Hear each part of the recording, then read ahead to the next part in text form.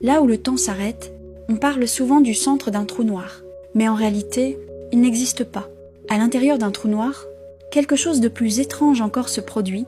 L'espace et le temps échangent leur rôle. Ce que tu pensais être un lieu devient un instant. Et ce que tu croyais être du temps devient une direction. La singularité, ce n'est pas un point dans l'espace. C'est un moment dans le temps. Le dernier moment, la fin du temps, tu ne peux pas l'éviter, pas la contourner. Si tu tombes dans un trou noir, tu ne vas pas quelque part. Tu vas quand ? Un camp dont il n'y a pas de retour. Pendant des décennies, on s'est dit, c'est trop extrême, on ne pourra jamais comprendre.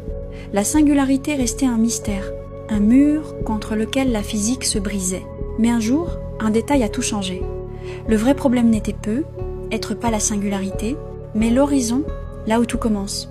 La frontière silencieuse, celle qu'on ne peut traverser qu'une seule fois.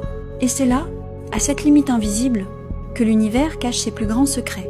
Car si l'espace et le temps peuvent s'inverser, si la fin du temps peut être un lieu, alors que sommes-nous vraiment ? Des voyageurs de l'instant ? Ou des ombres projetées sur l'horizon d'un mystère plus vaste ?